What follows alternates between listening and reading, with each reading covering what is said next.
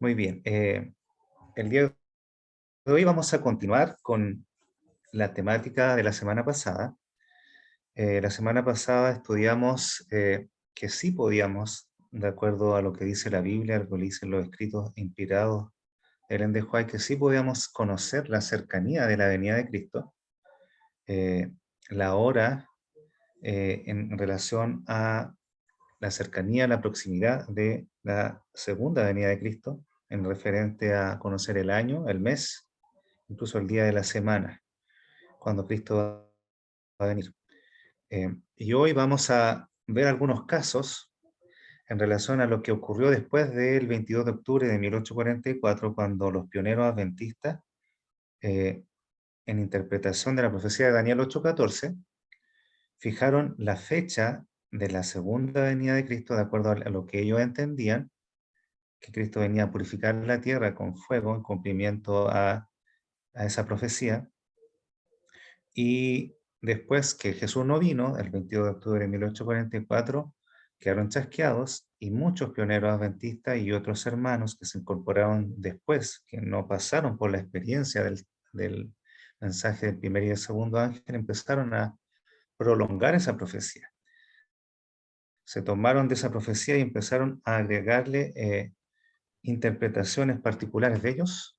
Y esas citas, esa interpretación Ellen de White la enfrentó, inspirada por el Espíritu Santo, con citas que están plasmadas en libros de Ellen de White, en cartas y en escritos de ella.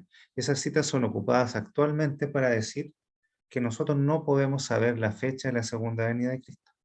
Y esos son los casos que vamos a repasar de forma eh, resumida, porque estos casos son muy extensos, aparecen en libros de Ellen de White, aparecen en libros de otros autores, en revistas de la Review Anera, y requieren mucho estudio. Personalmente lo estudié con el hermano Antonio Fasanando, que ahora es oficialmente trabajador del ministerio, y estos casos los estudié aproximadamente en 3 meses, es decir, no es de un día para otro que uno puede estudiar estos temas, pero vamos a tratar de hacerlo en forma resumida y esta exposición va a quedar a disposición de ustedes.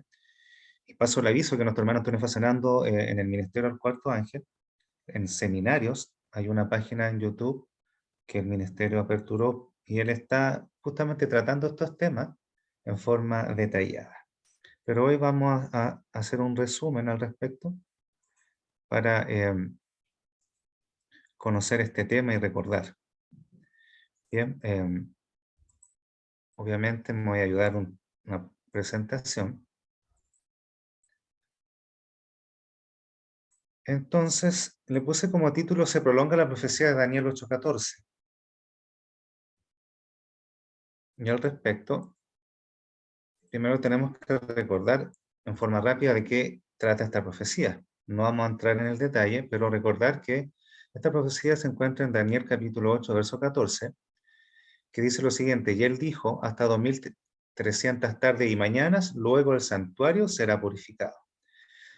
Entonces, en la interpretación de esta profecía, Guillermo Miller, en el año 1818, él la interpretó y determinó, mm, bajo el modo de entender de él, que Jesús regresaba a la tierra a purificar la tierra, porque en ese tiempo era de conocimiento general en casi todas las iglesias cristianas, de que la tierra sería purificada con fuego en la segunda venida de Cristo, ¿no es cierto? Y que Jesús volvería a purificar la tierra. Pero Miller interpretó que esta profecía se cumplía y que la tierra era el santuario, se cumplía primeramente en el año 1843. Y posteriormente la interpretación fue que se cumplía en primavera de 1844 y la corrección final fue que se cumplía en otoño del año 1844. Y en base a esta profecía, Ellen de White tuvo que enfrentar, después que ocurrió el chasco del 22 de octubre de 1844, cuando Jesús no vino a purificar la tierra, tuvo que enfrentar después eh, varias interpretaciones de esta profecía en relación a que si el Jesús iba a venir, pero estaba mal interpretada esta profecía. En relación a esto, ella enfrentó cada caso, que los vamos a estudiar en forma resumida, pero es importante recordar en relación a los testimonios que ella señala, que ella escribió, lo que aparece acá en Mensaje Selecto tomo 1, en la versión digital, la página 59, en relación al uso de los testimonios que inspirados por el Espíritu Santo que ella escribió. Ella dice lo siguiente: acerca de los testimonios nada es ignorado, nada es puesto a un lado. Sin embargo, deben tomarse en cuenta el tiempo y el lugar. Nada debe hacerse fuera de su tiempo. Entonces, ella dice claramente acá que acerca de los testimonios que ella escribió para diferentes casos, y en relación a lo que vamos a estudiar ahora, en relación a personas que siguieron interpretando la profecía de los 2300 años, creyendo que no se había cumplido el 22 de octubre de 1844, sino que le dieron una interpretación adicional y prolongaron esa profecía. Ella dice que deben tomarse en cuenta, acerca de los testimonios, el tiempo en que es dado este testimonio del Espíritu de Profecía y el lugar. Nada debe tomarse fuera de su tiempo. Esto va a servir como base para nuestro análisis. ¿Por qué? Porque en primero escrito se dice acerca de la primera visión que tuvo de White en diciembre del año 1844, luego de que ocurriera el chasco. Desde aquel momento hasta diciembre de 1844, ella declara: mis gozos, pruebas y chascos fueron similares a los de mis apreciados amigos adventistas que me rodeaban. En aquel tiempo, llamamos para el culto de familia. Y aquí ella describe, ¿no es cierto?, su primera visión,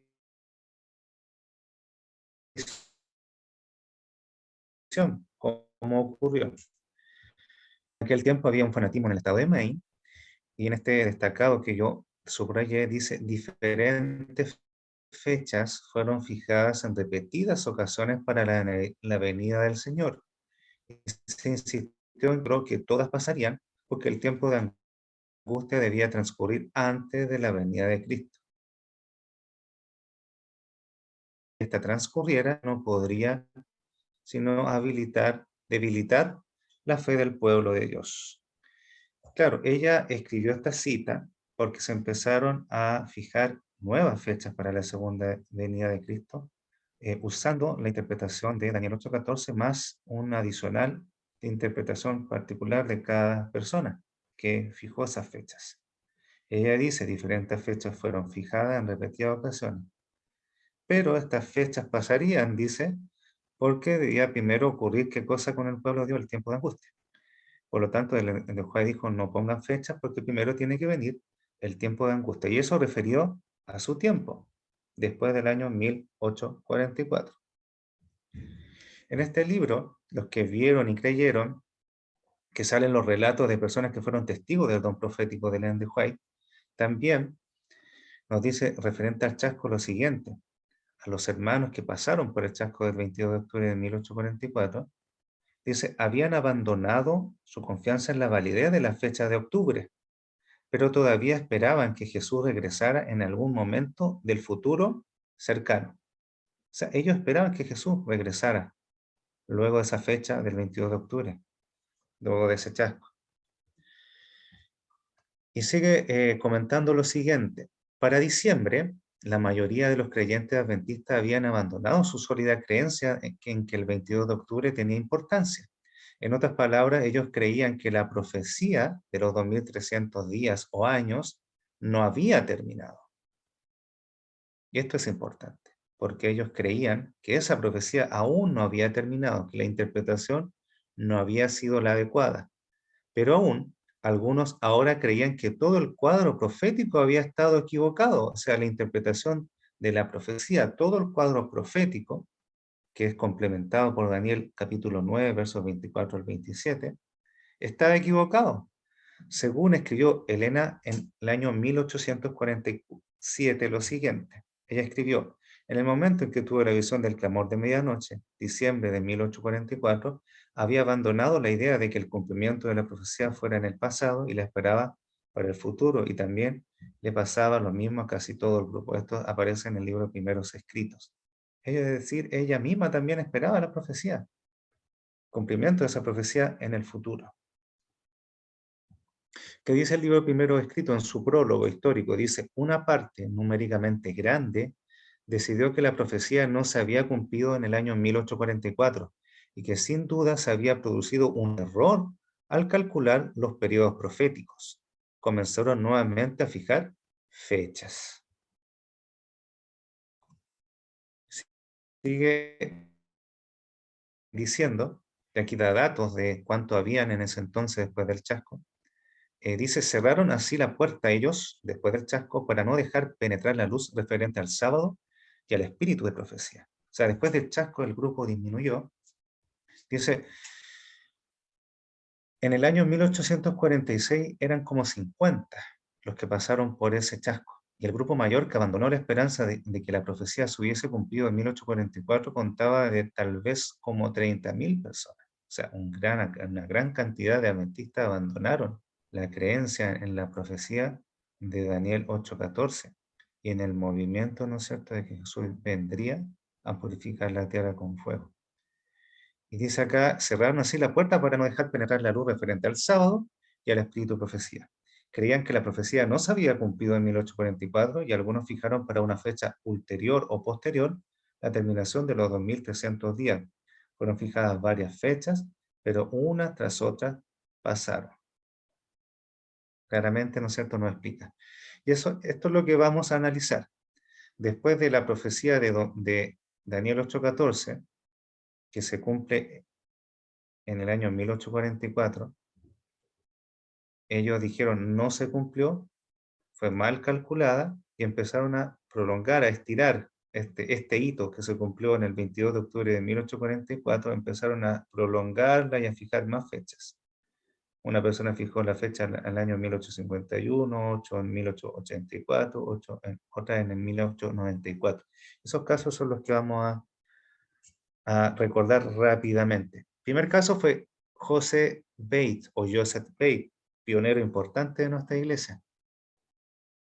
En este libro, al menos que olvidemos, que una matutina de devocionales para adultos, cuyo autor es George Knight, él habla en cuanto a fijar fechas.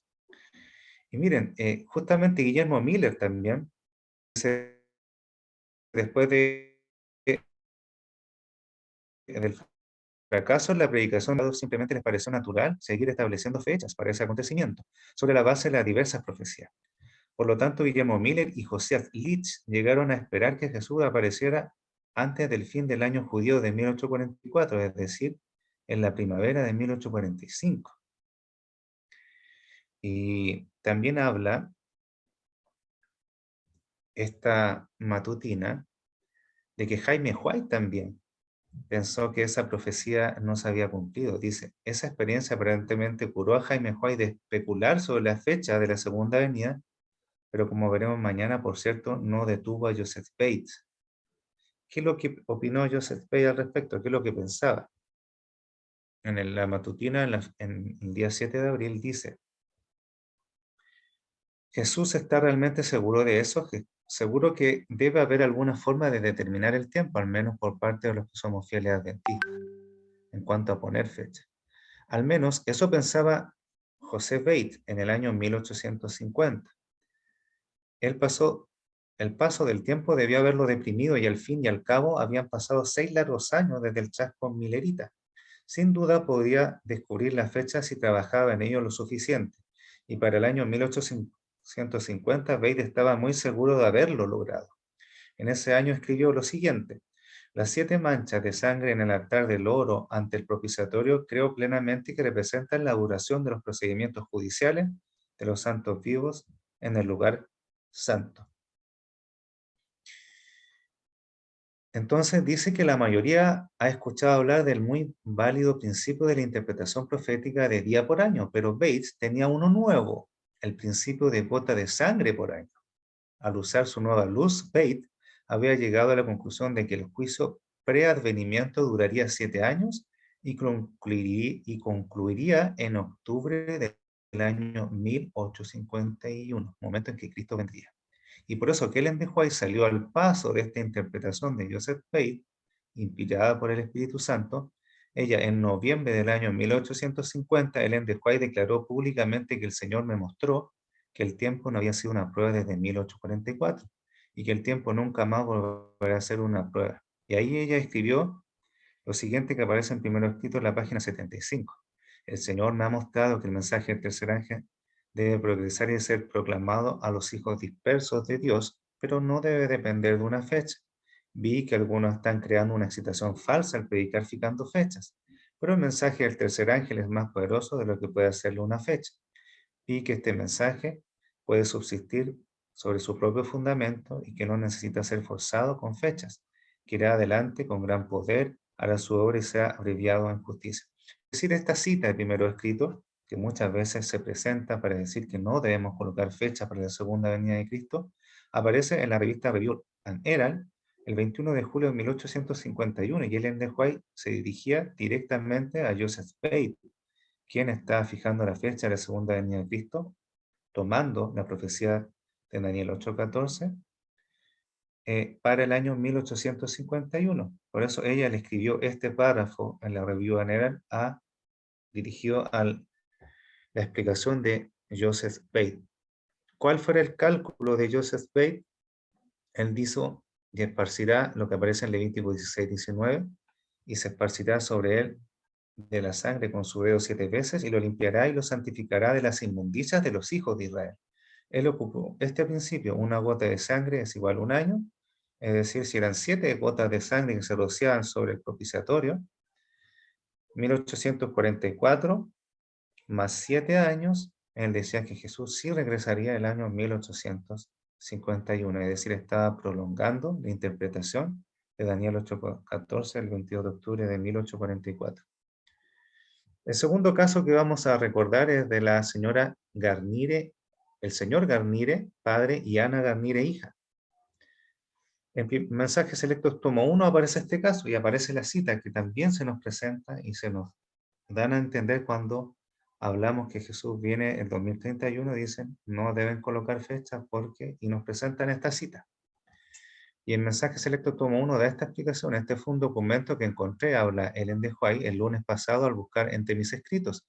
Y aquí está otro que fue escrito en cuanto a un hombre que fijaba fechas en 1880 y propagaba sus argumentos para probar sus teorías. ¿Y quién es este hombre? El señor Garnire. Y ahí ella declara esta cita, que muchas veces se presentan. Dice, no hemos de vivir dependiendo de la excitación originada por fechas especiales. No hemos de enfrancarnos en especulaciones en cuanto a los tiempos y las sazones que no ha revelado Dios. Ella está hablando para las personas de su tiempo, para el señor Garnire, en cuanto a los tiempos y las sazones que Dios no nos ha revelado a nosotros. Jesús ha dicho a sus discípulos que velen. Hace una comparativa entre lo que le dijo a los discípulos, cuando a los discípulos, ¿no es cierto?, no les correspondía conocer los tiempos ni las sazones que el Padre había puesto en su propia potestad. Eso aparece en Hechos, en el libro de Hechos, cuando Jesús va a ascender al cielo. Los discípulos le vuelven a preguntar, ¿y cuándo serán estas cosas? Y Jesús le dice a ellos, no corresponde a vosotros saber los tiempos y las sazones. Y lo mismo Ellen de White le decía a Joseph Pate y a los hermanos adventistas de su tiempo, porque no era para su tiempo predicar una fecha de la segunda venida de Cristo. Vamos a ver por qué. Dice, sus seguidores han de estar en oposición de los que están atentos a las órdenes de su capitán, han de velar y esperar y orar. Y esta cita, ¿no es cierto?, se nos presenta muchas veces cuando nosotros decimos que Jesús vendrá en el año 2031. Se nos presenta esta cita, y esta cita, ¿a quién Ellen de White la dirigió? Al señor Gamire y a la hija Ana. De aquella me siento compelida a declarar que no le he tenido la menor fe al señor J.M. Garnire o en su obra, y aquí habla del folleto que él publicó. Dice, la hija del señor Garnire pretende, o él pretende por ella, tener visiones, pero estas no llevan el sello de Dios. Son de la misma índole que muchas otras semejantes que hemos enfrentado en nuestra experiencia, un engaño de Satanás. Y aquí ella está confirmando que había muchas personas que estaban pensando que eran guiadas por el Espíritu Santo, prolongando esta profecía de los 2300 años y fijando otra fecha para la segunda venida de Cristo. Y ella dice: declaré definitivamente a esas personas fanáticas en las reuniones espirituales celebradas en Jackson que estaban haciendo la obra de Satanás, del adversario de las almas, que se hallaban en tinieblas. Pretendían poseer una gran luz según la cual el tiempo de gracia terminaría en octubre de 1884. De ahí ella, ¿no es cierto?, escribe este texto a el señor Garnire y a Ana Garnire, su hija, para decirle y refutar negar su pretendida fecha para la segunda venida de Cristo en el año 1884. En este libro, Los Heraldos de la Nueva Luz, de Roger W. Cohn, se detalla esta experiencia de Ana Garnire. Dice: en la década del año 1880 había una joven en Battle Creek llamada Ana Garnire que afirmaba tener el don de sueños, visiones proféticos. Esta fase del fanatismo religioso ha surgido una y otra vez desde el año 1844. Y aquí, en este libro se detalla. Dice, y voy a llegar a resaltar esta cita, dice: la verdadera historia de Ana Garnire, que hizo sus afirmaciones en la década de 1880, puede reconstruirse fácilmente a partir de los testimonios de Ellen de White publicados en Select Messages, volumen 2, páginas 64 a la 84. La demanda de Ana Garnire al don profético tuvo que ser probada, así como el regalo de Ellen de White tuvo que ser probado cuando recibió su primera visión a finales de 1884. Y aquí se detalla lo que ella, ¿no es cierto?, en este libro pretendía tener luz. No lo vamos a leer, la presentación va a quedar para ustedes en el grupo de WhatsApp, para no extender más el tema. ¿Cuál fue el cálculo que hizo la señora o señorita Ana Garnire? Fue el siguiente. Ella dijo: queda claro que después del año 1844 los adventistas de esa época seguían poniendo fechas para el retorno de Cristo, como el caso de la señora Ana Garnire. Ella dijo, tomando como base la profecía de 2300 días y alargándola 40 años más, así como los 40 años que pasaron los judíos en el desierto antes de entrar en Canaán. Entonces ella dijo: el año 1804 le voy a sumar 40 años, que equivalen a los 40 años que los judíos pasaron por el desierto después de salir de Egipto, es decir, Jesús vendrá el año 1884. Y a esa persona, Ellen de White escribe la cita que leímos: no es para nosotros, era para las personas que estaban colocando fecha en su tiempo. Vamos a ver el caso del señor Stanton. Este caso aparece en el libro Mensaje Selecto Tomo 2. En la introducción dice claramente: a lo largo de los años han surgido entre los adventistas del séptimo día varios movimientos erróneos o subversivos. Y describe, ¿no es cierto?, fueron enfrentados firmemente mediante los consejos del espíritu de profecía dados. Y eso es lo que estamos leyendo y estudiando ahora, para refutar o negar estas situaciones a medida que surgían. Es decir, a medida que surgían las personas o estos movimientos erróneos que colocaban fecha nuevamente para la segunda venida de Cristo, usando, insisto nuevamente, utilizando la profecía de Daniel 8:14 de los 2300 años, le añadían su nueva interpretación y colocaban una nueva fecha para la segunda venida de Cristo. Y todos estos casos fueron enfrentados por Ellen de White, inspirada por el Espíritu Santo, para frenar estas interpretaciones erróneas. Dice: por lo general, estrechamente relacionado con la supuesta nueva luz, había un mensaje de condenación para la iglesia y sus dirigentes, y con frecuencia se establecía una fecha para el cumplimiento de alguna profecía. Y dice: la proclamación en alta voz del tercer ángel, dirigido por un señor Stanton, fue enfrentado por una serie de artículos publicados en la Review and Era del año 1893, con el título La iglesia remanente no es Babilonia. Y con esta fecha nos debemos quedar, y con el título La iglesia remanente no es Babilonia.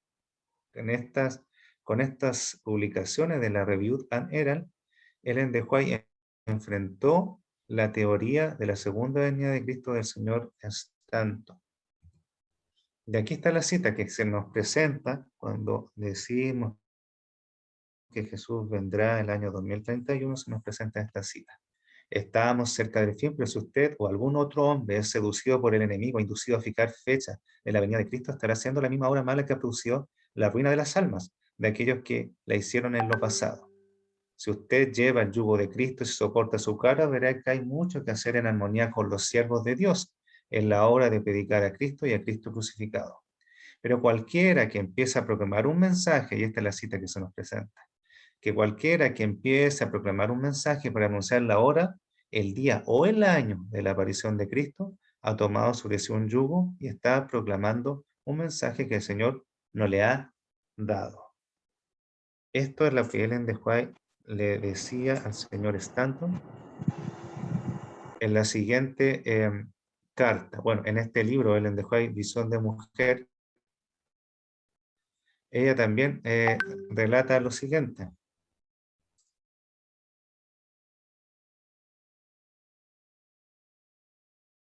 Relata lo siguiente.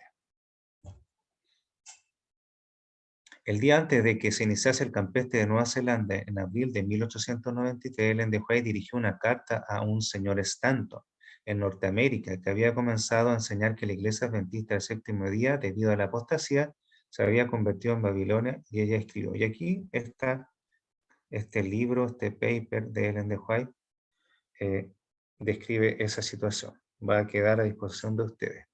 Pero yo me voy a ir directamente en esta escrito de la Review and Herald, que está en inglés, pero que dice: The Remanent Church is not Babylon. La iglesia remanente no es Babilonia.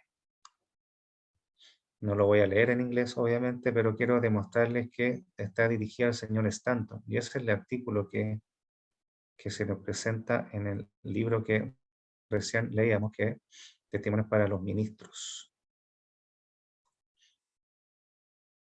Y aquí dice claramente: septiembre 12 de 1892, el desarrollo de esta carta está dirigida al hermano Stanton. Y aquí dice claramente: Dear Brother Stanton. Esta está a disposición en internet, está en inglés, pero uno la puede traducir. Es lo que aparece en Testimonios para los Ministros. La Review and Herald, traducida el 12 de septiembre de 1893. La iglesia remanente no es Babilonia, por la señora Ellen de White. No lo vamos a leer, va a quedar a disposición. Ustedes lo pueden leer después también en el video de YouTube, y va a quedar a disposición en el WhatsApp. Esto es escrito. Pero ella dice claramente que esta cita no es para nosotros, no es para nuestro tiempo, es para el señor Stanton, para ese tiempo del año 1893. Estamos cerca del final, pero si tú o cualquier hombre es seducido por el enemigo y es llevado a fijar la hora de la venida de Cristo, estará haciendo el mismo trabajo malvado que ha causado la ruina de las almas de aquellos que lo han hecho en el pasado. Pero cualquiera que comienza a proclamar un mensaje para anunciar la hora, el día o el año de la aparición de Cristo ha tomado un yugo y está proclamando un mensaje que el Señor nunca le ha dado. Este mensaje fue dado para el Señor Stanton. Por eso que ella dice que los testimonios deben tener presente el uso de los testimonios, el tiempo y el lugar a quien es dado.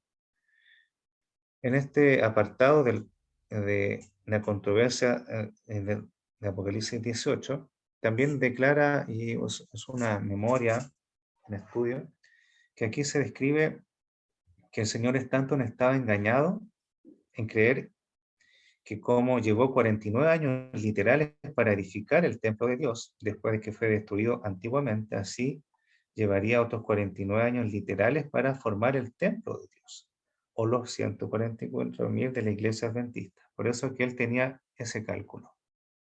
¿Cuál era el cálculo del señor Stanton? De acuerdo a Daniel 9:25, ¿no es cierto? Duró de hecho, 49 años la reconstrucción del templo. Y él decía que la formación de los 144.000 duraría también 49 años. Entonces él, pasando en el año 1844 como base de la profecía de 2300 años, le sumó los 49 años de la reconstrucción del templo y dijo que Jesús vendría el año 1893. Por lo tanto, estaba alargando la profecía de los 2300 días. Y el caso de Edwin Jones, también, este aparece en el libro Maranata, el Señor viene, y también se presenta este caso. Aparece en letras y manuscritos de Ellen de White. Dice que es la carta dirigida el 19 de mayo de 1890 al hermano Edwin Jones. De aquí ella le dirige una carta y principalmente habla de lo que la convicción que él tenía. Le dice, Satanás está trabajando de muchas maneras para que los mismos hombres que debían predicar el mensaje puedan estar ocupados con teorías bien elaboradas que hará aparecer de tal magnitud e importancia que llenen totalmente la mente. Si bien piensan que están haciendo progresos maravillosos, en la experiencia están idolatrando algunas ideas y su influencia se ve perjudicada y dice muy poco del lado del Señor. Y aquí describe lo que él opinaba, lo que él creía en cuanto a la segunda venida de Cristo. Y está esta carta también que continúa el 11 de junio de 1893, dirigida directamente al hermano Edwin Jones. Este era un anciano, Edwin Jones, un hombre moribundo, tenía en su habitación llena de personas interesadas mientras estaba en el hospital de Battle Creek. Muchos fueron engañados porque el hombre parecía estar inspirado, pero la luz que me fue dada fue, esta obra no es de Dios, no creas el mensaje. Eso es lo que Ellen de White le fue revelado a través de lo que Edwin Jones creía saber. ¿Cuál fue el cálculo de Edwin Jones? Él dijo, él estaba usando un jubileo, dice, faltaba un jubileo más para el regreso de Cristo. Entonces, él dijo, en 1844 más 50 años, que es un jubileo, Jesús regresará el año 1894. Estaba usando la profecía de los 2300 días como base para alargar la venida de Cristo. En resumidas cuentas, Ellen de White advierte sobre los casos de personas que fijaron fechas, prolongando la profecía de los 2300 años. Y esto ella lo resume en esta carta, que está en Letras y Manuscritos, volumen 9 del año 1894. Dice, el enemigo se prepara para engañar al mundo entero con su milagroso poder de acción. Asumirá que personifica a los ángeles de la luz, que personifica a Jesucristo también. Todo aquel que se enseñe la verdad para este tiempo debe predicar la palabra. Aquellos que se aferran a la palabra no le abrirán las puertas a Satanás, haciendo declaraciones indiferentes en referencia a la profecía o a los sueños y visiones. En mayor o menor grado, falsas manifestaciones han estado entrando aquí y allá desde el año 1844, después del tiempo en que esperábamos la segunda venida de Cristo.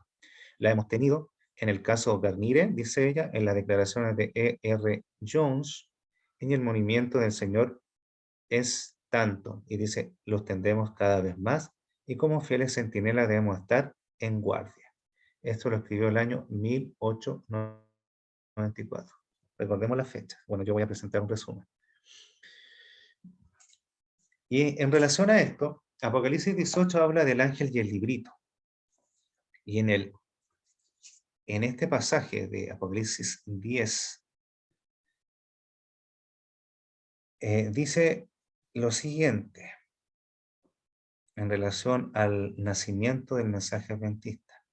¿No es cierto? Que relata cómo Guillermo Miller, ¿no es cierto?, leyendo el libro de Daniel, y lo estudiamos en el tema anterior, él toma el libro de Daniel y interpreta la profecía.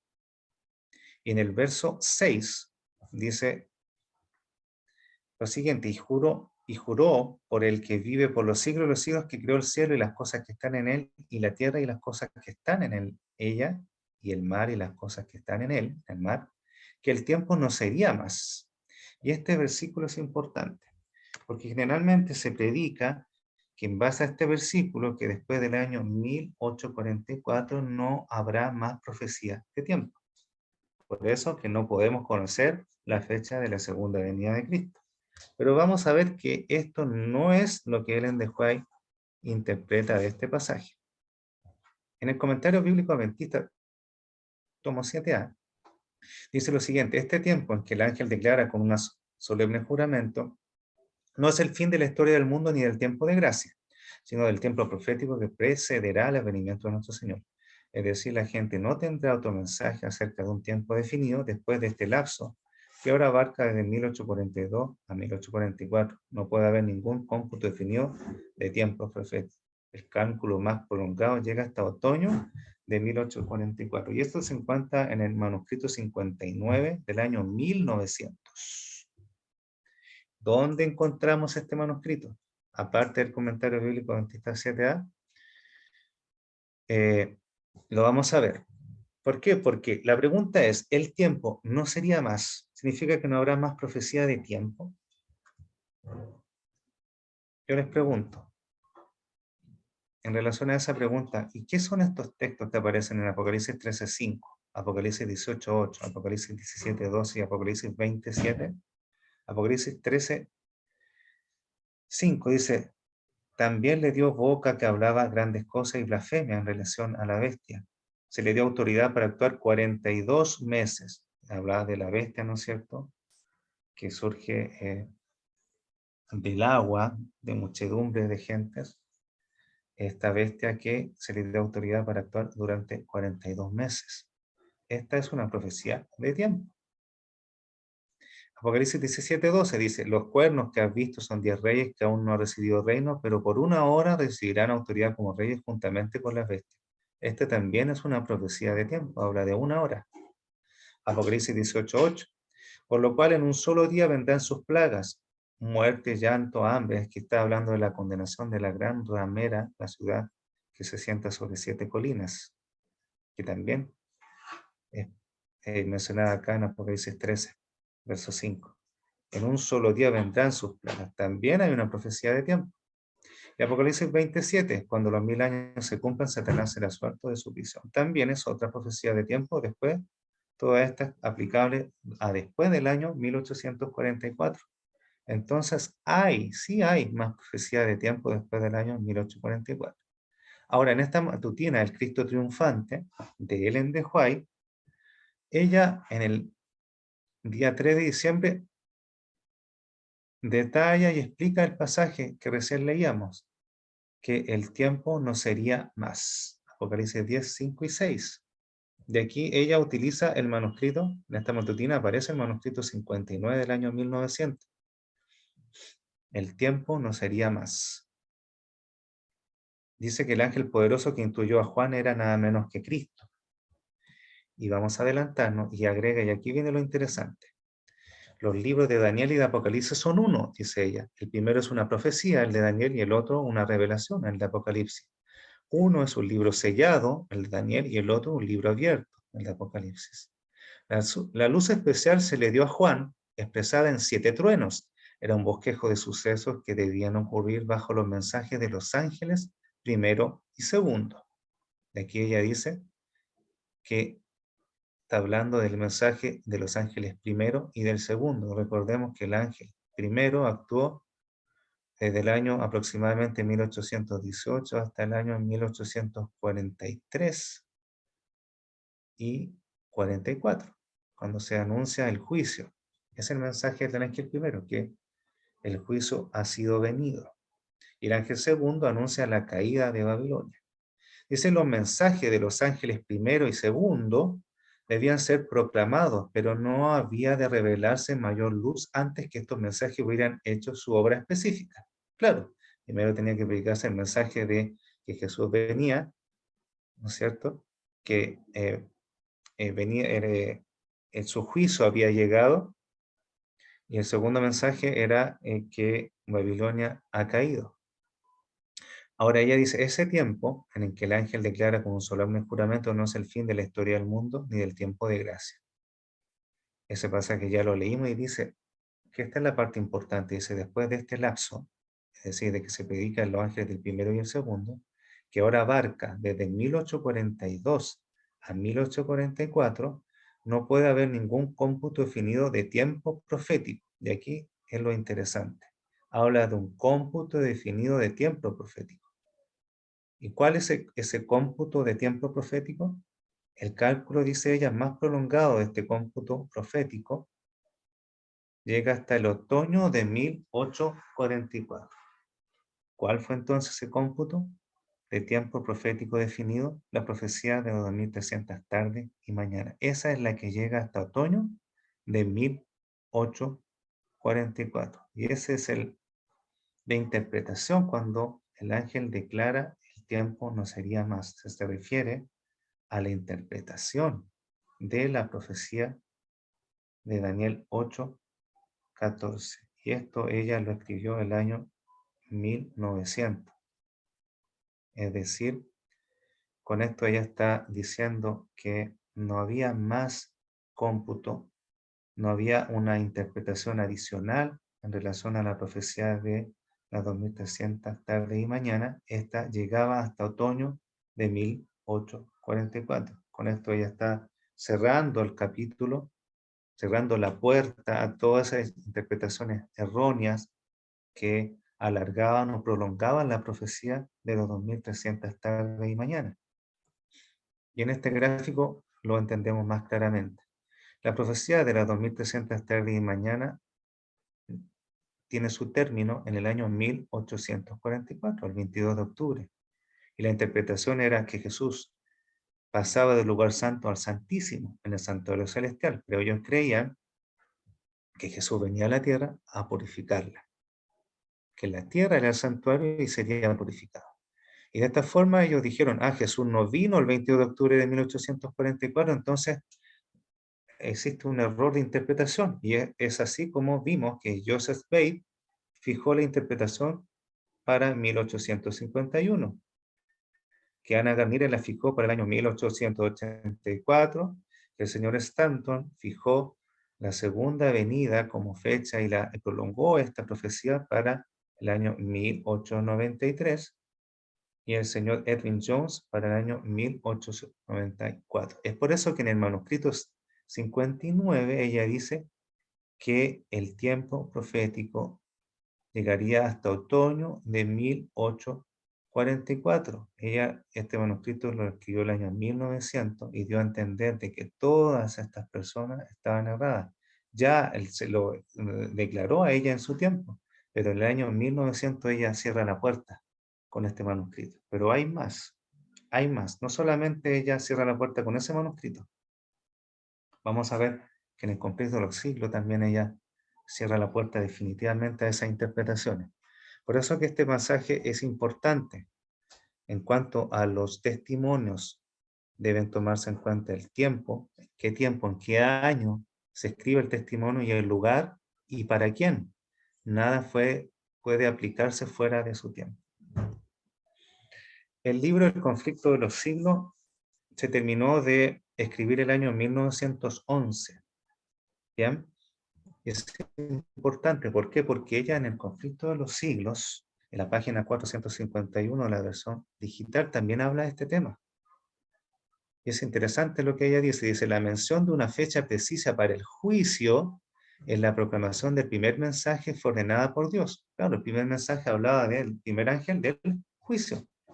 Y la mención de una fecha precisa, que fue el 22 de octubre de 1844, dice, fue ordenada por Dios la computación de los periodos proféticos en que se basa este mensaje que coloca el término de los 2300 días en el otoño de 1844 puede subsistir sin inconveniente, es decir, está correcta, fue ordenada por Dios. Y habla del tiempo profético, el mismo concepto que ella usa en el manuscrito 59. Lo vamos a ver, vamos a retroceder.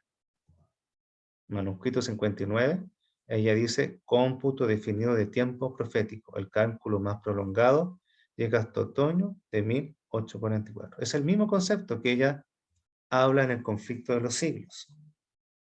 Dice, la computación de los periodos proféticos en que se basa este mensaje, que colocan el término de los 1300 días en el otoño de 1844, puede subsistir sin inconveniente. Es decir, está bien, fue ordenada esa fecha precisa por Dios. Dice que los repetidos esfuerzos hechos con el objeto de encontrar nuevas fechas para el principio y fin de estos periodos proféticos, es decir, de la profecía de los 2300 días, y los argumentos para sostener este modo de ver, no solo alejan de la verdad presente, sino que desacreditan todos los esfuerzos para explicar las profecías.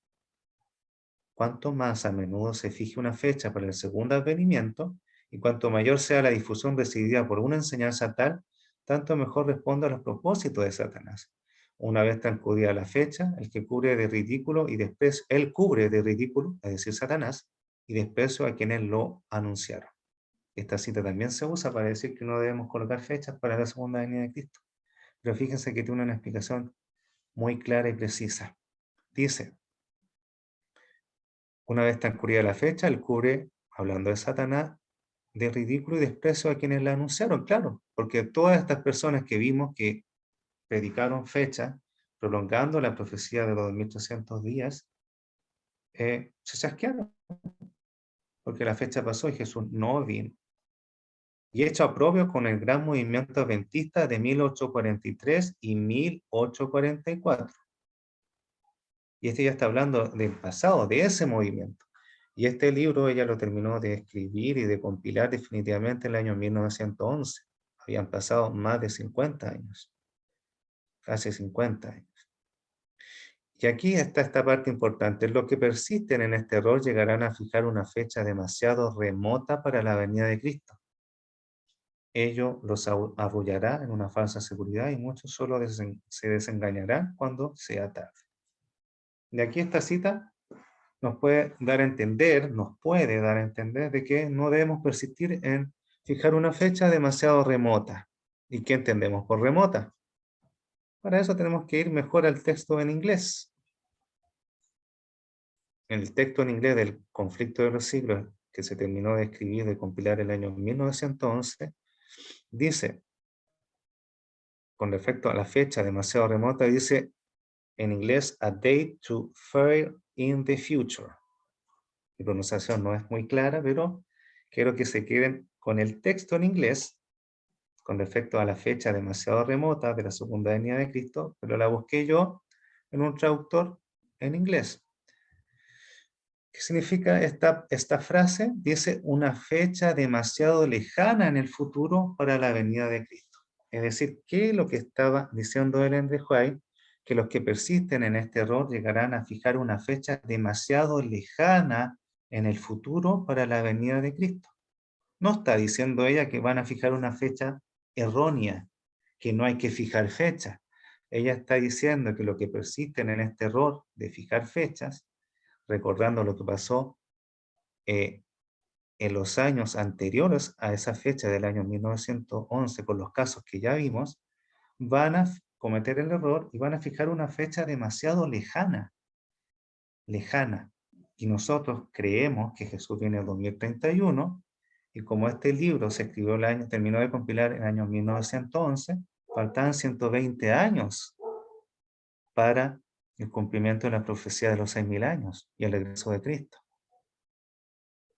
Imagínense, 120 años aproximadamente. Por eso ella dice que los que persisten en este error llegarán a fijar una fecha demasiado lejana para la venida de Cristo, porque faltaban 120 años.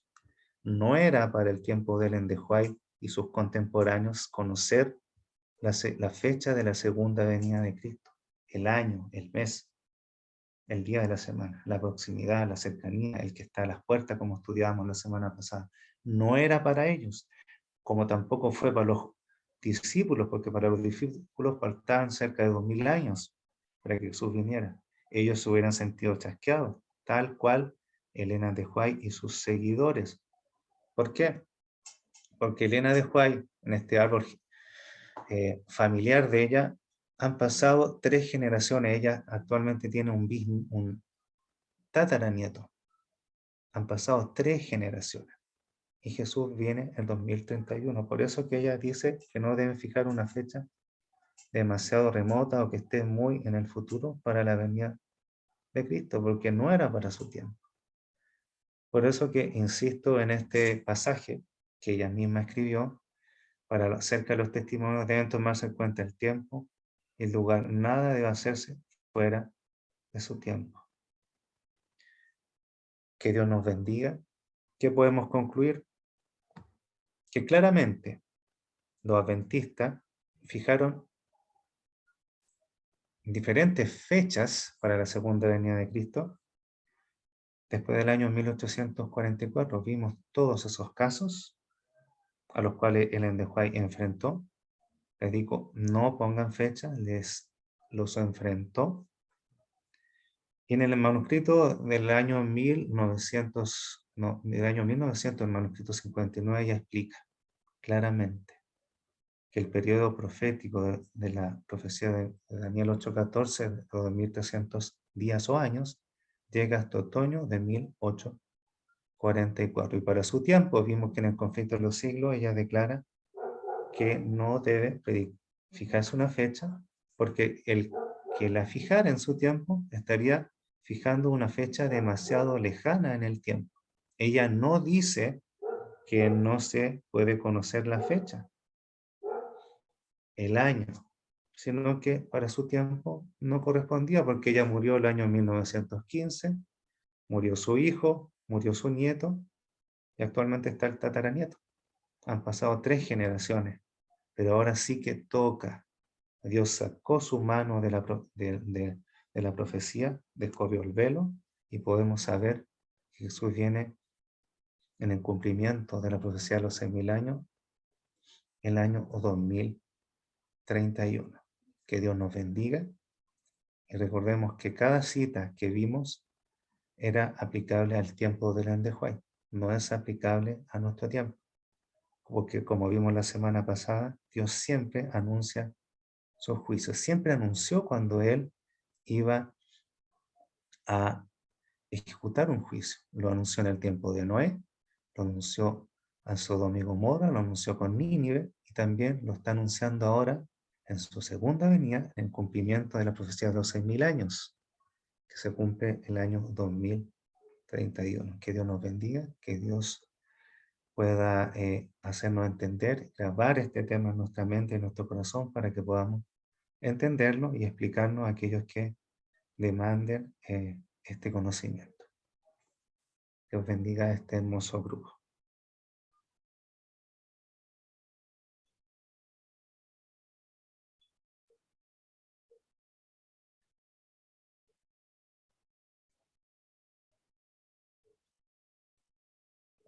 Muy bien, para terminar, vamos a entonar un himno que tiene mucha relación con respecto al tema que estamos estudiando. Vamos a entonar o escuchar ahí donde está un himno.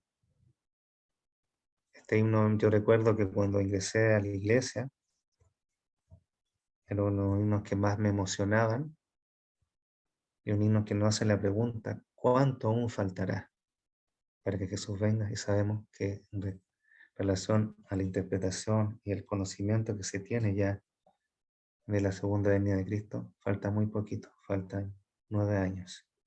Vamos a entonar un himno, el himno número 173.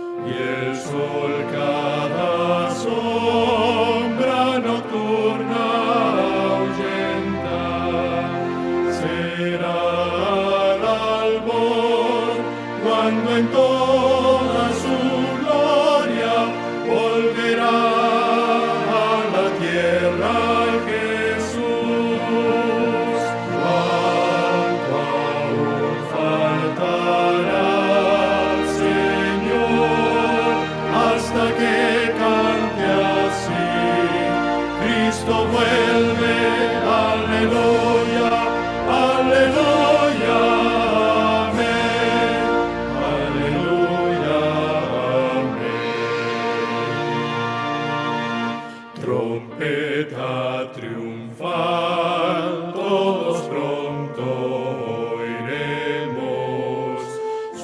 escolta de ángeles santos veremos su cien coronada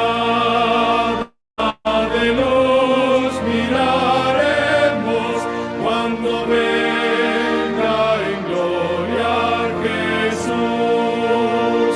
Cuánto aún faltará, Señor, hasta que cante así. Cristo vuelve, aleluya, aleluya, amén, aleluya, amén. Qué gozo habrá cuando acabe la muerte, vivir sin dolor tocarános en suerte, las penas y el mal quitará el Dios fuerte cuando venga